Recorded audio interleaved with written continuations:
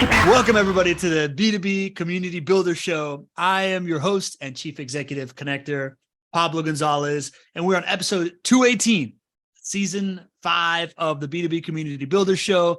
I'm super pumped for this one. We're talking about 3 ways to listen to the market and innovate with a guy that's become my friend all the way from across the Pacific Ocean, the only person that I know that splits time between Canada and Australia on a regular basis. So right there, you got to know, he's got to know something about lifestyle design. But really, he's the author of this book, Listen, Innovate, Grow, which I find to be particularly really, really interesting. A great approach of how to grow small, medium-sized businesses and acquire clients sustainably. And it all starts with listening. So I want to welcome my friend, community member, earned his spot onto this show just by dropping brilliance for the community, Michael Haynes. Welcome to the show, my man. Thank you so much, Pablo. Hello, everyone. It's fantastic to be here. Yeah, I'm thrilled and excited to be here. I'm really pumped for this conversation. Me too. And the strategy session afterwards as well. And the strategy session. That's right. After the show, we go into the relationship-driven growth open mic sessions. We've got strategy. This one is heavy. I've got a bunch of stuff to share from this last week, but we always open it up to the community. If you have some kind of strategy advice that you want, open it up. We'll workshop it. You always get good advice here. We've been publishing them on a podcast. But right now, Michael, I want to welcome the community that's here. We got our friend that introduced us, Chris Cole. He's watching on Facebook. Chris, good to have you, man. We got Chela Diaz. We got Kay, Cody, and we got Tony Winslow, my good friend Tony, and fellow Ace Ventura impressionist here in the house. Make sure that you use the Q&A. Make sure that you use the chat. This is an interactive show, right? You have access to Michael and his brain and my limited brain capacity as well as I host this show. But Michael, let's get right into it, man. As you know, you have a 3-step framework. I think it's brilliant. I think it's the right thing to do it. But when I first talked to you about this thing, to me, what really stuck out is this ability to listen, I think is so underrated in the marketplace. Tell me, when you're betting so much on the foundation for your framework, step 1 for a framework that you write a book about, that you build a business around, you chose listen. What is the importance of listening as you see it, that you gave it so much importance? Great question, Pablo. Listening is vital to being able, irrespective of the size of your business, whether you're a solopreneur, micro business, SME, large corporate, listening, having that in-depth understanding around your own business, your market, your customers, your competitors. It is integral that you have an in-depth understanding of what's going on within those respective areas to help you make those key decisions and decide your pathway forward. Listening, in my view, Pablo, as we talked about before, is one of the most important activities that any business needs to undertake, but it's also the one that is either done the least and or done quite poorly. And so this book is written all about how do you listen effectively in a insights, data-driven manner that's going to allow you to make those strategic decisions and in ways that are practical and feasible for small and medium businesses. Because there are a variety of tools and approaches that you can use, but I wanted to make this really a practical, somewhat economical, actionable for our peeps of small and medium-sized businesses, for which I'm talking about everyone from our solopreneurs right through up to our larger, smaller, medium SMB folk. Beautiful, man. I don't know if you know this. I think you know a little bit. You know most of my story, right? Like I've parachuted into marketing because just out of a love for like networking and relationship building. And I think it's the same foundational elements, right? My big aha moment, just from a personal standpoint in my life, came when I realized that it's not about what I'm telling people in every room. It's how I'm listening to people in every single room and observing what they actually need that really started changing my trajectory.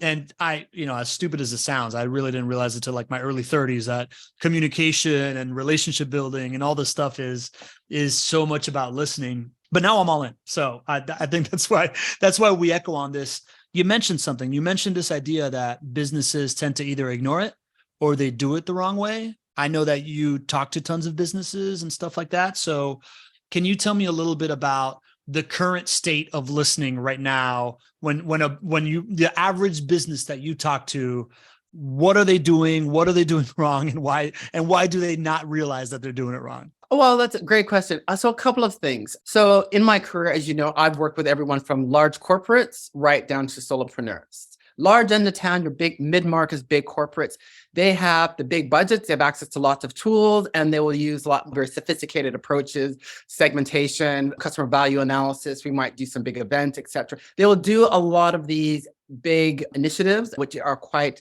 technology intensive, time intensive, and they will use it, but they won't necessarily do anything with it. So I've spent countless years of my career dealing with heads of, senior execs from the different departments, operations, products, marketing, et cetera. Everyone's operating siloed because either the big listening program they have established, they haven't shared the insights, or departments are doing their own form of listening and just doing it in a very siloed view. So that's a big end of town. For our end of town, small and medium-sized businesses, typically I find most often, many are not doing a lot of listening, any at all. They're doing very little or not at all, or they may be doing some, and they're often doing the likes of a survey. Surveys are fine, but surveys serve a very specific purpose, or they might be doing some social media listening. That's often common listening on social. But those elements can serve their purpose, but they're not enough. And we are B2B. And in B2B, you must be buyer driven. So that will have a lot of implications in terms of how you listen, how you're going to develop strategy, how do you engage. And so you must be using effective B2B listening approaches that are going to target for you to engage and interact with buyers. And that's often missed at a very high level. Right across the board, I'd have to say, in terms of the kinds of listening and what kind of tools are being used to try to get that insight, that feedback that businesses are often seeking. Got it. If I'm hearing you correctly, I'm hearing the big businesses have this like sophisticated suite of tools that aren't super accessible to smaller businesses. And even in the big business, they tend to like do a bunch of listening without a bunch of applied knowledge from that listening, which then probably drives the executive and the decision maker to be like, this isn't even really worth it. So, maybe, and then it starts to trickle downstream from all the entrepreneurs that come out of that stuff to not value it. And that makes perfect sense. And then you're also talking about surveys and social listening. What are the ramifications of like thinking that this thing is like a survey and social listening thing? Like what is that lacking that we're going to get into of how to do better?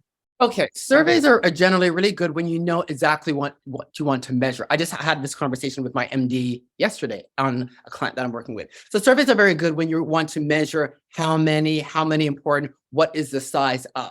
But again, Pablo, we are B2B, we are dealing with decision makers. And often when you are trying to develop, like for example, with my client right now, we're looking to develop a brand new financial services product to introduce to the market. It is a 2 market side play. So we have to understand from a merchant perspective, we need to understand from the decision makers, we need to understand their motivations, their drivers, their requirements. What is it going to take for company X to potentially want to partner and engage with us? When you want to be getting under the hood and you want to understand needs, motivations, drivers, requirements, processes, then you need to be using what we call more qualitative approaches, which is about having conversations, structured, in-depth conversations, so you can understand what you need, why, how much, why would this work, what would happen if you don't have it. So you need to unpack that. You cannot get that from a survey when you ask, someone to rank 1 to 5. You just can't do that. And so what I'm hearing from you there, Michael, is like the lack of it's like the goal is in the follow-up question, not so much the initial question. Is that what you're saying? The goal is asking the right questions. And in surveys tend to ask you questions that you tend to just rate out of 10, what's most important to you. In order to be able to develop and identify, how you're going to develop a strategy, how you're going to build a certain product or solution, how you're going to improve your service and support, we need to unpack and understand the whys, the hows, how would this work, what's needed. So quite often what you really need is that meet what you get from qualitative by asking those questions where people can describe, explain, you're able to probe, explain that to me more. You cannot get those kinds of depth of insights, which are going to give you the insights and direction to make decisions. Well, not necessarily make decisions, but to understand, how you might create a new product, how we're going to improve this product, how we're going to introduce this new service. What does this new community engagement customer program look like if we don't have those descriptive details so we can really get into the detail of scoping things out? People tend to often jump to doing the surveys to get these ratings, and ratings will, yeah, I can rate you 4 on customer service, but what will it take to go from a 4 out of 10 to an 8 out of 10? That's what we need to understand. That's what we need to unpack, because that's going to give you the feedback, the ingredients to be able to talk to your product team to say, we need to make these changes here. Operations, we need to revamp the processes, or we need to revise the service level. You need to have that depth of and granular type of data. And you often get that from having discussions, getting feedback in what we call a qualitative manner. And you can do those in a variety of ways. But that kind of depth of insight is gold, is powerful. It's what is going to give you the direction to know where, how, why is it important? What would this have to look like? And so it's very important that you really be considering using those kinds of strategic conversations, those qualitative approaches. But people often jump to surveys. As for social media, doing social listening is fine, and you can get some insights from that. But again, in terms of, B2B, and we have to be buyer driven, talking to the decision makers, we have to be looking at a number of sources to really give us that depth of understanding of what our business customers want. And their demand and expectations are quite deep now. So that is why, some of the reasons why surveys and social media, they can serve a place, but they are not enough in order to really take businesses forward. Got it. Yeah. Sorry. So what I'm understanding from you is that most of these listening mechanisms will tell you where to stand, but won't tell you how to go from this level to the next level. And that's where the gold is. Talk to me, and we're going to get into how to do that. Talk to me a little bit about the first scenario that we described, the big businesses that do listening, even the small businesses that do listening, but don't operationalize it. What goes wrong there? Like, what is the breakage of folks that are out there listening, but they're not seeing results of them because they're not putting them to work? Great question, Pablo. And the big problem is that the feedback, the insights that they're gathering from those listening is not being utilized across the organization by your different departments. So in my last full-time corporate role, I was head of customer analysis and research at Telstra Communications, working in their wholesale division. So B2B division, this big telco company. One of the things I spent 4.5 years with my co-author, actually. He was my market research supplier at the time, is we developed quite an elaborate, sophisticated B2B listening program. So we had some segmentation studies. I set up strategic customer workshops. I'm a big advocate of doing the strategic customer workshops where customer and service provider come together for half day or full day workshop to discuss, exchange information, exchange roadmaps, etc. So we had depth interviews, customer reviews, we had forums, but we built in a process to make sure those insights were being gathered and being fed back into the organization. So I implemented things like quarterly insight briefings, where there'd be quarterly meetings with the relevant teams to update them on what's going on. Garris company designed a very elaborate knowledge repository so we could have all of this information available, and the different departments could access the different kinds of information. So the product and marketing teams could get things at a key account segment level. Executives could get the executive summary of certain things. Operations could get very detailed things. So really, in a nutshell, Pablo, it's about making sure that the information is being used across the organization and having various relevant mechanisms that they will use to do so. I have an SME client in Ottawa, insurance brokerage company. The CEO, Sylvie, is very savvy about marketing and understanding customers. So, it's a national company, but, much smaller, but she has a regular program and a schedule of meeting with her VIP clients. Sometimes in interview form, sometimes it might at different events, but she has a process where her account management folks have to feed back that information. And she's got a tool that she uses. It's not overly sophisticated to gather that information.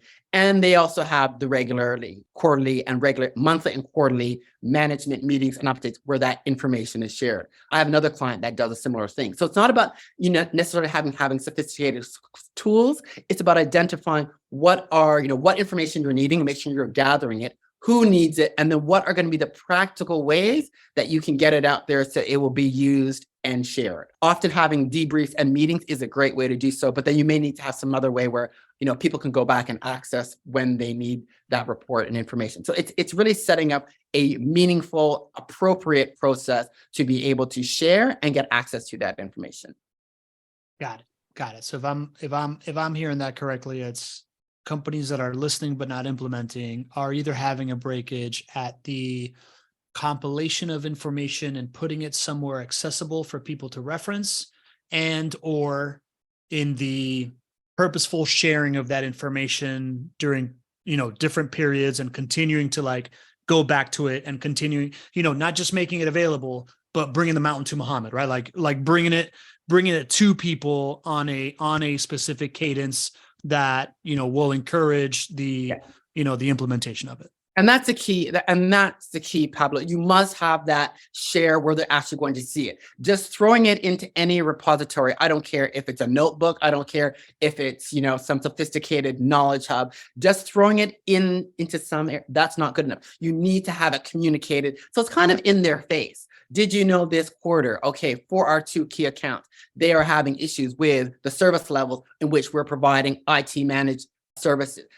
You got to make sure that it's getting out there, it's communicated to them so that they're going to be recognizing and utilizing it. What I've also done with some of my clients, Pablo, is integrating in terms of their account planning and business planning process, modifying those processes so their templates and their meetings does have an insight component into it.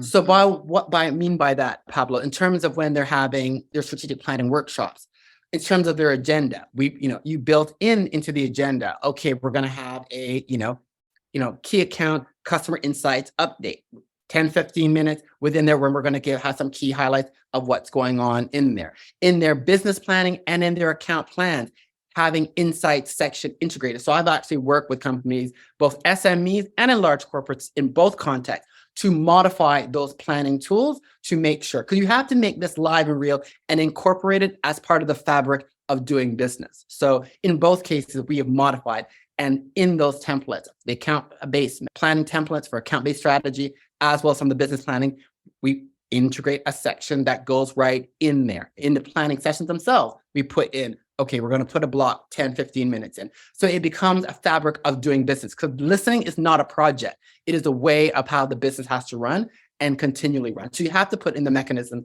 so it becomes a way of this operating. And that sounds so human to me, right? Like the idea of like, I'm always writing stuff in my notebook and not going back to it.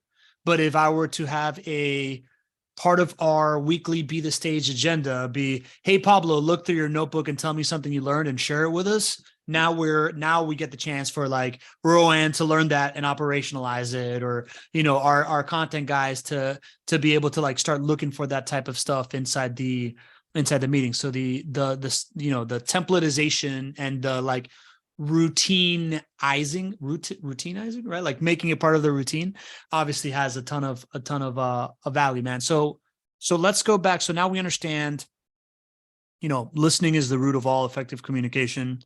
Yep. Most people are either not listening or not putting the listening to work. Let's talk about how to do it, man. I love how you said a little while ago that most people, it's hard to listen without blowing your budget, but that's what you like to preach, right? Like, what is an effective way to listen to your marketplace, listen to your, clientele and your competitors and whatnot without blowing your budget? What do you teach people around that? Okay, so in terms of, we'll start with listening to the market. And at some point, I do want to come back to listening to you because that's important. But let's start with listening to the market and how not to blow your budget. I believe, and we're talking. Well, hold on. Let's stop right there, Michael. What do you mean by listening to you? What do you mean by that? Great. You need to make sure that as a business owner, and again, irregardless whether you're a solopreneur, running that 200-person SME, you need to be listening to you because you need to have clarity in terms of, where you're at. What is your vision? What are your goals? What do you want to be achieving? You need to make sure you have clarity around that. That's extremely important. You need to do a bit of an internal assessment. When I say listening to you, I'm also meaning listening to you and listening to your company. Understanding what are the strengths, what are the strengths and weaknesses? What are the strong capabilities of your organization? Where are you looking to go? Very important you have clarity around that. And, you want to make sure you have alignment with your leadership team around that, because in order to be able to move forward, when we start talking about different growth initiatives and how we're going to grow, you need to be very clear and you want to be aligned with that, with your leadership team before you are going to start engaging in your listening activities, your business innovation activities, etc. So having that clarity of where we're at, where we want to go, what do we want to stand for, and doing that audit of what we're good at or what we're not are some clear things that should be done upfront at the outset before we're starting to really get into the meat of things. So listening to you is very, very important. Yeah. Thank you for bringing me back to that, man. As a podcast host, I got really excited with like the next thing that you just said. So I want to dive into it. I know that in your book, and we talked about this, we talked about this thing as the 3 ways to listen, right, in order to innovate. And in your book, you talk about listening to yourself, right? You and your company, listening to the market, and then listening to customers, right? So I do want to honor that because I know that there is a real sequence to that. And it makes perfect sense, right? If I don't know where I want to go, how am I going to ask the right questions to get there? Well, yeah, right. It can impact a whole bunch of things, depending on where you want to go. Well, how should you be listening to the market? Yeah. How should you be listening to customers? Who should you be listening for? Yeah. Who should you be listening to?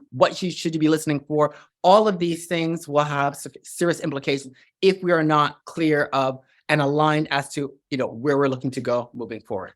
Yeah. So give me a couple of like maybe tips of if you are not doing this inside your company, you're not really listening to yourself, or like what can we add as far as internal listening mechanisms? Okay, if we're talking listening to you, yes, then I think you need to make time to do some of that listening, both as yourself, as the business leader, and then with your team. Have an offsite. Where you are getting together and you're talking and getting clarity on that.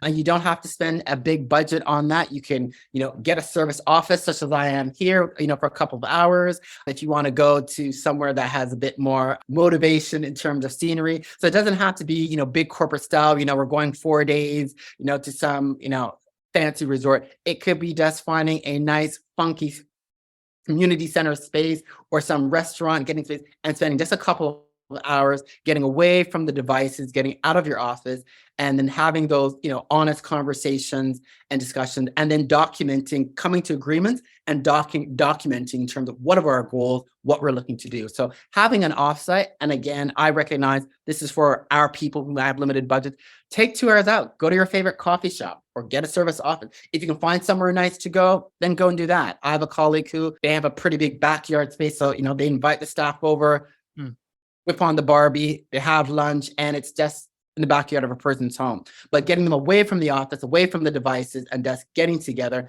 having those honest conversations, getting agreement and alignment, and documenting it as what we're going to do, and outlining the so what's next. That's a great way to do so. Got it. So pattern interrupt, right? Like change the typical environment and spend some quality time together, right? An offsite, right? Whether something like that. Yeah. What are the conversations to be had there? You said this. So, what kind of like, apart from the idea of documenting what you're talking about, what would you put on the agenda if you're doing something like that? Probably want to do a bit of you might want to do some quick reflection of how things have gone, in the business up to that point. Where is the business at? And not just looking at it from, the financials, but what's the climate of, what are you hearing and seeing around your customers, your industry? How are things internally within the company? And then, where is you as a business leader, where do you want to take the company? What are you envisioning that me as the next opportunity, new opportunities, finding out what your other peers, other leadership team are thinking, what their goals, what are they wanting to do? And then maybe starting to come to some agreements as to, okay, what should be the what next? Or what should be the kind of the 2 or 3 priorities that we may want to focus on? And then what's the next step? I'm very big on understanding the so what's the implication, and what's next? What's the next step? What's the next action? I'm very big about taking action, because we all can write strategy documents till the cows come home. It's about being able to prioritize, break it down quite simply as to what are the priorities, whether it be issues or initiatives, and then, okay, what's the next step? And the next step might be communicating, to the rest of the team, but just being able to identify what's that next action step. I like that, man. We talk a lot internally, when we're doing content strategies and and putting together either speaking points or pulling out clips from some of our podcast or things for our clients. We talk about the what, so what, now what structure of compiling information. And I've seen it as a storytelling mechanism, but it works really well now that you mention it as an evaluation, like a self-evaluation, right? If everybody comes to, let's say we want to solve for something, right? Like, let's say we want to solve for how do we implement AI into our processes to make us better? And everybody's given the homework of coming up with a what, so what, now what, of like, what is the state that we're in right now? So what do you think we should do?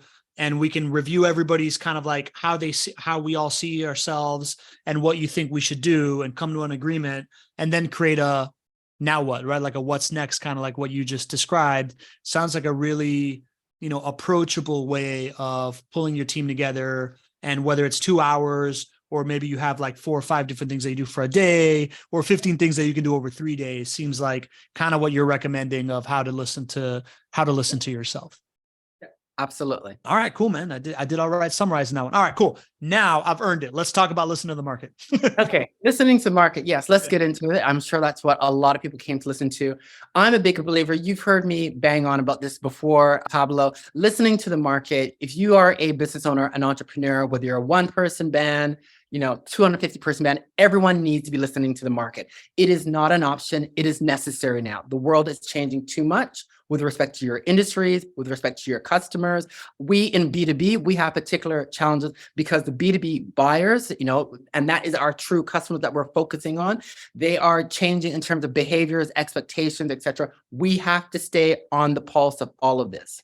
Now, again, I'm all about really trying to have very practical, accessible ways for us as small, medium businesses. My rule is that every business owner should be a member of the industry and or professional association of those markets that they're currently serving and or those they seek to serve. It is non-negotiable by my view. Why industry and professional associations, Pablo? Because it is the repository for a lot of the insights, a lot of the information that you need to be able to gain that understanding of your markets, of your customers, of your competitors, to be able to move the way forward. Within your industry and professional association, often they've got the newsletters, they've got trade publications, they'll have the webinars, they may have certain events. These are all sources where you can be going to gain an understanding of what's going on with your markets, what's going on at a broad level with your competitors, what's going on with your customers as well. So your industry and professional association is a repository that I believe every business owner, you must be a member of, because you've got to stay on the pulse of what are the trends, what are the disruptions, what are the needs of customers, what are potential suppliers doing, what are potential partners doing. So you can get a whole raft of information right there. So that's one key source of listening to the market. I'm a big fan of that, Michael. Let's go like how many you got so that I can come back to it. You were going to there's really only cool. 3. So all right. Yeah. So let's start with that one real quick.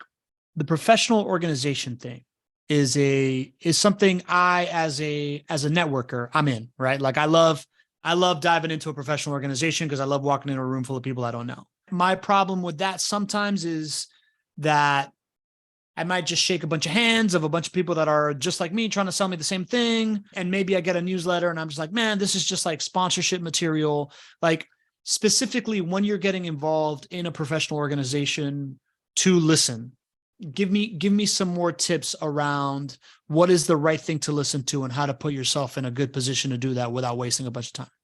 Okay, so just to clarify, when I say industry and professional association as a source of listening, I'm not really talking about going to a bunch of events. I'm talking about getting onto their website and seeing what is there. Because when you go onto that website, Pablo, it is a repository, a chest full of gold. So start looking to see what are the webinars that have been put out there, on what specific topics. That's how I do a lot of my learning to keep on the pulse of what's the latest and greatest in terms of B2B strategy, go-to-market strategy, is when these other thought leaders and experts are doing their podcasts, their webinars, and is spending some time listening and taking some notes, because there will be some gold in those webinars, in those podcast interviews, those publications that they will be putting out. Spend some time, someone needs to go through and spend some time, because there will be some insights there to maybe around your customers, might be profiled and might give you some insights as to what they need. If we be talking about developments within your industry.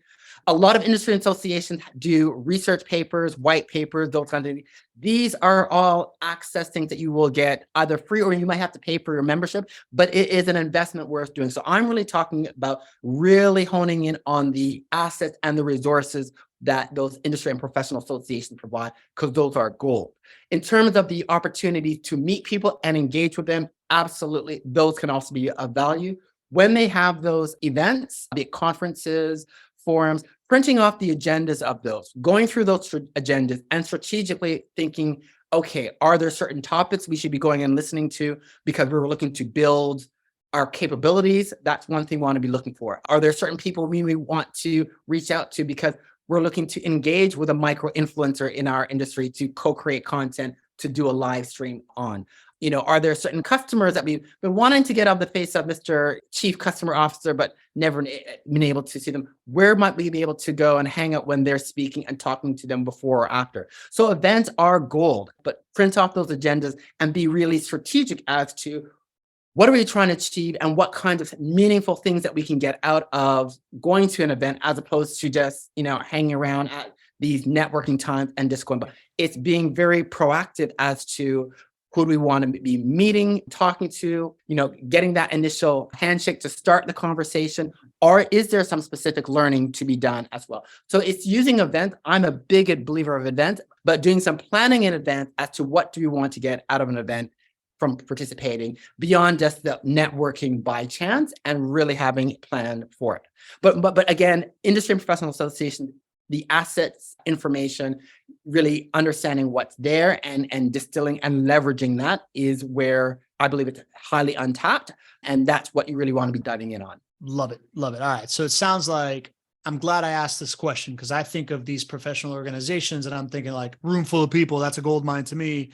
You're really strategic about the content that these places put out and mining the content that they put out, everything from their publications to their website, to their podcast, to even in events. It's like go through the agenda to see what people are talking about, to see what sparks something of interest that you got to dive into to have a pulse of the industry. Love that. Yeah. All right. What's and number two? And there may be people at those events that you may want to be meeting because in your account-based strategy plan, you want to be, I want to meet with Pablo. That's the one we're going to. How can we start and have a conversation with him? So for meeting people, it can serve a purpose. Those events can serve a purpose as well. So events can be for learning as well as for those strategic introductions. Hey, didn't know you were going to be here, and to help start the conversation with key people that you want to be interacting with. Makes sense, man. All right. You said that we had three. What's number two? Second one is doing secondary research. So, there's often a lot of market research reports and studies that you can get.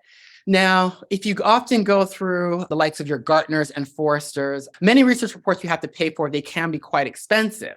However, the likes of your Gartners, your Forresters, your big consulting firms like the Bains, McKinsey's, Pricewaterhouse, if you go onto the research section, the insight section on their websites, they often have free summaries, executive summaries, which will have a lot of gold in them in terms of insights that you can get. Because I'll be quite honest with you, I'm a big user of research and data to do my listening. I don't buy a lot of stuff, and I'm very pedantic, even when I'm working with clients with fat budgets, because they can be expensive, and we as small business owners don't have big budgets to waste. But those executive summaries, if you go on to those consulting sites, they have a lot of summaries, free white papers, summaries of their reports. You can get a lot of good insights from those as well. So that's my recommendation in terms of secondary research, where if you're likes of your Gartners, Forresters, the big global consulting firms, go onto their main web pages, check out either the insight section, the research section.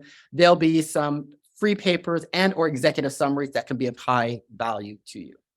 Got it. So you're checking out like big consultancies. Is there a way for, man, like, I don't know, give me an example of how to sort through these like consultant ones per space. Like McKinsey, I feel like it's McKinsey talks to everybody, but nobody at the same time. I'm not a Fortune 200 company. Yeah, so when you go onto those sites, often they're quite well organized, like by industry, by topic. So you can just zero in, if you're, let's say, in the cybersecurity space, you'll go into, let's say, the insight section, and they often those consulting firms will have a whole array of industries, whole array of topics. So then you can just zero in and see what articles, papers, reports. So they're typically fairly well organized that way. And then you can just zone in and just see what's there. They might have a new and featured section as well. That's another good place to go where you can see what's happening. And so you don't have to, so you can research fairly targeted, fairly quickly to see if you can come up with some things, some good sources that way. And you mentioned McKinsey. I think you've mentioned Hinge to me at one point. Are there any other names that ring off? Yeah. So because professional services is one of the big areas, professional services and IT are two client areas I work a lot with. The Hinge Research Institute does a lot of studies. So they do a lot of research reports and go in depth into accounting, consulting, IT, and they do a lot of insights around the markets, around customers, around the buyers, their needs, expectations, their dynamics. So they do quite the deep dives. They've got their full reports, and their full reports are very good, but they're not cheap. But they do have their executive summaries, which does give an overview as to, what are some of the key learnings, what are some of the key watchouts. And so again, that's another example where, not everyone has, $700-800 to buy these reports. So the executive summaries often can give you some good indications as to what are some of the key trends, some of the key watchouts that you can just get for free. Got it. I mean, I feel like you've gotten really good at like mining this stuff, this content stuff. What's number 3? So number 3 is understanding your competitors. So it's very important that you get an understanding about your competitors. But I want to preface, Pablo, we need to understand competitors from a buyer's point of view. The Rain Group, which is a big B2B marketing and sales firm, they did a study and they found between respective customers and sellers, there's only a 29% overlap as who's deemed as a competitor. We need to be thinking of competitors in terms of from a customer point of view, a buyer's point of view, what are the different alternatives that they will seek when trying to meet an objective? Yeah, so to use a life example, it's probably not completely, well, to use a live example. So if a company is setting up their, marketing function, because I'm actually working on building out the operating model for this fintech that I'm working at now. In terms of, if you want to look at your who are the competitors, the different alternatives, you might go big marketing consulting firm, you could go freelancer, you could go subject matter expert, you might want to get someone from high-level graduate, executive MBA, candidate student. So you want to look at the different alternatives that your decision maker is seeking when they're trying to solve a solution. So you need to be thinking from their perspective,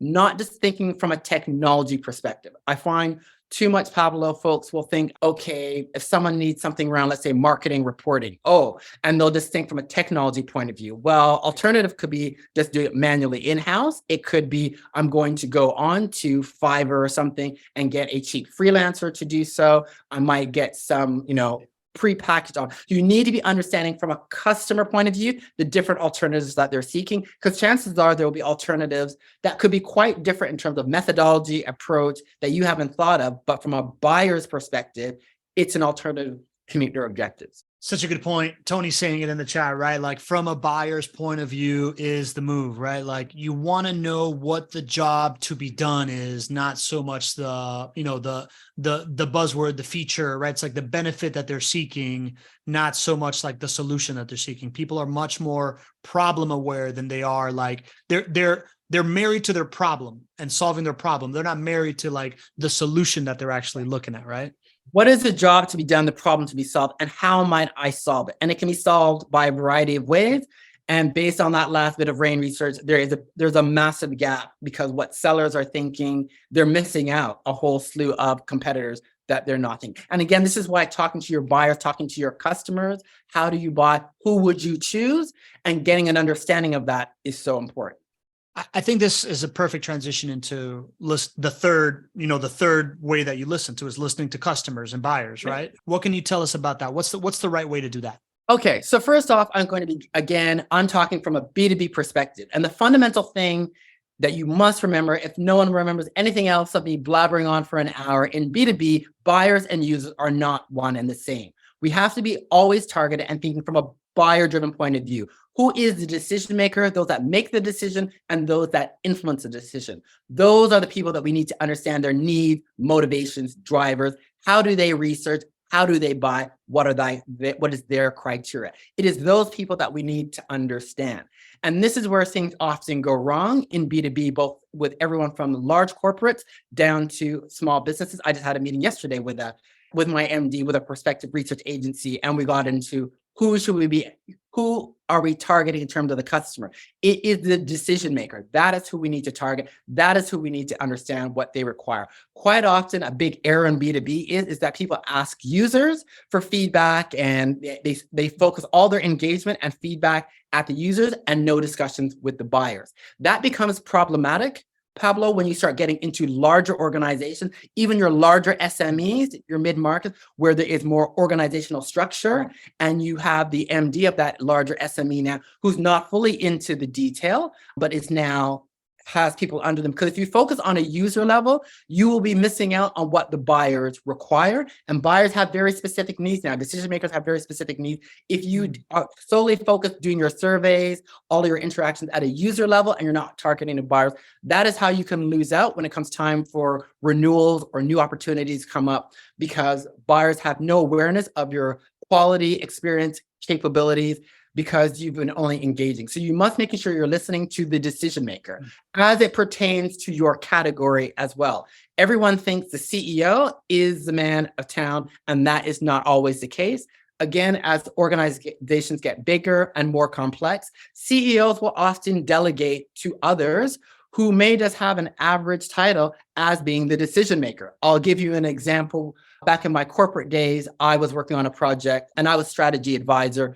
We were doing this big project. The CMO delegated to myself and the market research managers, and they said, "You're the decision maker. I just want you to give out of 10 providers, give me the top 2, tell me who to go with, and I'm fundamentally going to," he goes, "I'm relying on you." So meanwhile, if you were to go on my title, I was just little Michael strategy advisor. I wasn't but the CEO had said, "No, you are the ones that are gonna make the decision. I'm just gonna we're gonna have a 10-minute meeting and rubber stamp it." You must know who is involved in the decision making and influencing the decision, and don't always assume it's the CEO, because CEOs often delegate to their very trusted staff that could be at various levels of the organization.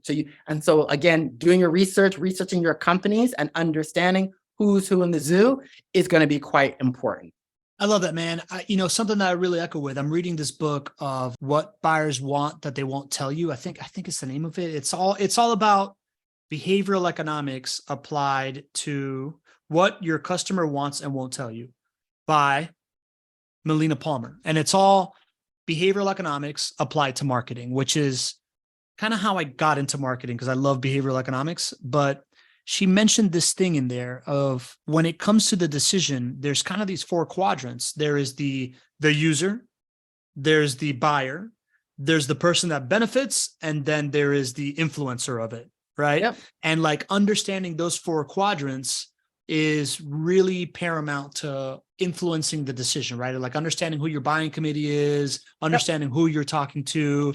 And it sounds like from your experience, everybody over focuses on the user as opposed to anybody else in that quadrant. And you're saying you really got to listen to that buyer, because that at the end of the day is the person cutting the check, and you got to be like speaking in their language, because they're the ones that are going to show up to your website and click the button, right? Yeah. And it's very important. And you need to understand who those people are, who are those decision makers, who are those influencers, because their influencers can be quite important, because quite often, the decision makers may rely on some of those influencers to do the short list. I'm dealing with that now with another client who, okay, we need to get MarTech systems in. Okay, let's get and he's palmed up, to his product marketing specialist. Give me the list of 5, go research, give me the list of 5, and I want you to vet those, and then we'll have a meeting with those folks. So that product marketing specialist is a key influencer now. He has a role to play, by virtue of he's going to be having some key input into that decision. And understanding how they buy is quite important in terms of how they buy, where they go for information. That is quite important, because that has big implications. By understanding your buyers, your decision makers, it will give you a couple of things. It will help you understand how they buy, where they're looking for information, because buyers now are doing a lot of independent research and they're doing it through third-party channels before they're ever eventually coming to your website. So for you to be able to do your proactive marketing and go to market, we need to understand these folks. Where do they go for information? Who do they talk to? Who are they looking at? We need to get an understanding of that because you need to be visible, present with the right kinds of tools and things where they look for information. That's another thing that you need to be keeping in mind. Yeah. So give me like a practical application of this, right? So I see Alexander Loretti's here. He's a member of your community. I met him in your community launch, right? So he's got a practice. It's like an accounting practice for other businesses. If he were to say, I want to go out, I want to start listening to my customers. Yeah. How would you advise that he sets that up? What are, like, and like, how do you deploy that? Give me like a quick synopsis of how he would deploy the listening piece to customers. Right. So in terms of listening to customers, I tend to, with my SME clients, I start pretty simple. Okay. Let's start off with who are your top 10 clients? So, let's start off with who are your top 10 clients that are spending, that are your bread and butter. So who are your top 10 clients? Who are the decision makers in those top 10 clients? Okay. And I'm going to say, who are the current decision makers? Because there's been a lot of moving around and so forth. So we want to be making sure we find out who that person is. And then it's about having structured discussions with that person to understand where they're at, where they're looking to go, what are some of their frustrations, and really starting to unpack, where do they go for, advice, insights, information. B2B buyers are looking for what I call air, advice, insights, and recommendations. So you want to understand what kind of air are they looking for? How are they going to be using it? So having those kinds of, starting up and having those kinds of detailed conversation with your current customers, documenting, recording that, and then again, sharing that and feeding that back with your team is quite important. So yeah, starting with your current customers, I tend to then expand it out somewhat then to say to the next step, let's try to do a bit of a market view. So in terms of current customers, a couple of things. One, your top 10 customers that are most important, but then also can we get a bit of a broader mix? Let's try to get more of a market view. So can we also speak to a few customers that also hate us as well? Talking to prospects or those that never have done business with you or those that have left can be quite good as well. So you want to try to be talking not just with your current customers, but if you ideally can have some conversation with prospects, those that have left, then you start to get a market view because then you get to understand what are some of the potential opportunities out there that you're not aware of, you haven't considered. But first step, talk with, who's your top 10 customers? Okay. Who are those decision makers and have, strategic plan conversations with them. That's a great starting point because you will without a doubt uncover some insights as to what you need to be doing within your organization. You'll quickly get some insights as to what's wrong, what needs fixing, which then leads to the next element around innovating. Man, I couldn't agree with you more, right? Like this, I love this AIR framework, advice, insights, recommendations. That is what B2B buyers are looking for now, Pablo. This 100%. show up and throw up and making the pitch, those days are done. Those days are done. Selling in B2B is much deeper and it requires a much deeper skill set of being a strategist, change agent, decision architect. Someone who you should be getting on your show is Douglas Cole, author of the Sales MBA. Yeah, because he talks about that. Because those are the 3 new roles now that every B2B seller needs to step up to do. It requires more skills, more effort. I think there's a big resistance in doing so, but it's what is needed by virtue of how buyers now buy. Buyers expect more. They want to know what happens after the sale. Pablo, how are you going to work with me? How are you going to help me deliver to my objectives? What's that mutual action plan? These are the things that they're looking for now. This show up and making up the pitch.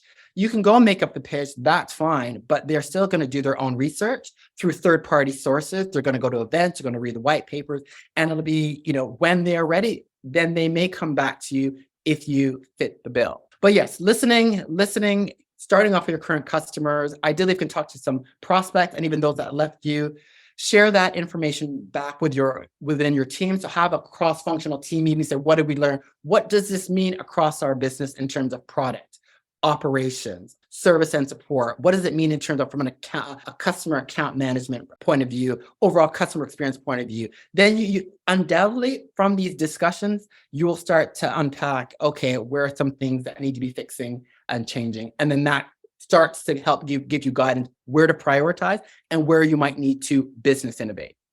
Man, this insight completely, changed the way that we deliver our product. And I love the AIR framework, right? Advice, insight, recommendations. Because we used to come in, and when we would be doing a content strategy for a company, we'd come in and we interview them and find out everything about them, and then create this scope of how to launch a podcast that they can use to create all this like social validation content and whatnot. And we realized that what their buyers really want is to see other people giving them the advice that validates their product, right?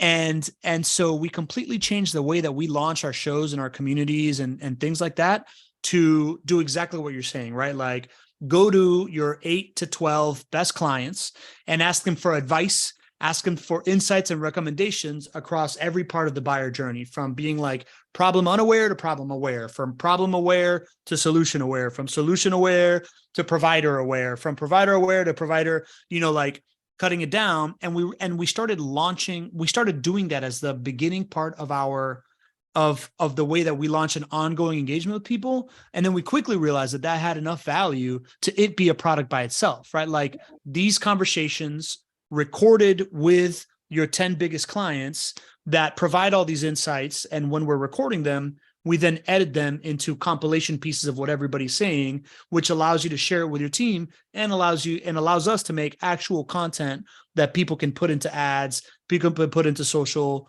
people can put on websites, to provide exactly this, right? This like advice, insights, and recommendations of other people like them as the driver of, why you should do business with us. And it's been an awesome product. And I love the way that you kind of like frame it all and put it together in that really simple acronym. Michael, first of all, I want to say that in about 2 minutes, we're going to start inviting people up onto the stage to do our relationship-driven growth strategy sessions. We'll just have an open mic session here with Michael and myself. And if you have any kind of questions that you want to bring to us that Michael can answer directly, I can. The rest of the community, really smart people in the house right now. We got Tony Winslow, Venya, Scott Wilder, a bunch of really brilliant minds here. But I wanted to talk to you a little bit about community, Michael, because I know you told me that it was really, really important for us to hit on that piece. Where does community fit for you as inside your listen, innovate, grow framework, or the advice that you're giving other people? So community is quite important to me because communities now is part of how buyers buy. It's part of where buyers are going for advice, insights, and recommendations. No one wants to be sold to. People want to buy from. They don't want to be sold to. They want that advice, insights, recommendations. They want to be able to hear other people's experiences. They want new ideas. They want to learn, gain new insights, new skills, new capabilities. They want to be able to come together. And so and communities now has become a big source now. It's been documented by a few studies, by a few of the research firms, that communities now is a big part of the B2B buying process now, because they want to have that trusted, they want to have that trusted source that they know that they can talk to their people, not be sold to, but I can talk to you, Pablo, and ask how you've approached something. And I can talk about my experiences, my challenges, and gain some ideas of, different ways of doing things or how I might be helped. So, and so really it's that transition of how business buyers are buying and how that need for air, that need for advice, insights, and being able to exchange with their peers and being able to interact. That is why I am a big believer of community as being something that should be part of your B2B strategy. And for me personally, why I've launched my own community legacy is I'm very big on seeing SMEs thrive and succeed in B2B, because B2B, I really do believe, is the place for small, medium businesses, and it has massive opportunities. But you have to know how to navigate the landscape, which is constantly changing. Buyers becoming much more demanding. And so community is a way to bring folks together and to really empower them, educate them, inspire them on how they can succeed. Because if you can get it right, B2B, massive opportunities. It can just, enable you to build the growth, impact, and life and legacy you ultimately seek. So that's my reason for being for community, for setting up legacy. Yeah. I love it, man. You know what really echoes for me? When I first started, 9 years ago, really pursuing this community creation as business development, as like a North Star, I thought of it as grow, right? Like I thought of it as like, man, if I got a bunch of people out there recommending me, then I'm going to grow. And it's a really easy to have, like all these evangelists in my corner and bringing people into the fold. But as our iterations of doing this thing, and really particularly once we really dialed it in and got that $40 million community for JWB in year one, what we realized is that it is truly a source of listening, right? Like our takeaways was this idea that out of 4,000 people that we got into a community, it was 30 people that were really driving the bus of telling us what was working here, why it was valuable to them, bringing other folks in, and tapping into community in the exact order of your book, right? Like as a way to listen that allows you to innovate in order to serve your client better, that then creates this like flywheel of growth. To me is the thing that really echoes for me when I read this thing. And I love this book, man. Like I've put some work into it. I'm a slow reader. I'm more of an audio thing, but I highly recommend it. It's a really, really good framework for anybody that's thinking about how to like operationalize like a sustainable way to grow your company. And man, I just want to offer you a chance to let people know where to connect with you after a friend that's just listening in her ear, listen to this on podcast. Where do they go to get some more Michael Haynes? So to get some more Michael Haynes, 2 places. You can go to listeninnovategrow.com. So that's my website where there's all kinds of content around B2B, how to listen, innovate, and grow. Also, there's details there about the legacy community, the legacy SME B2B community, which I've just launched. And it's all about educating, empowering, and inspiring our people of SMEs in B2B to really thrive and succeed.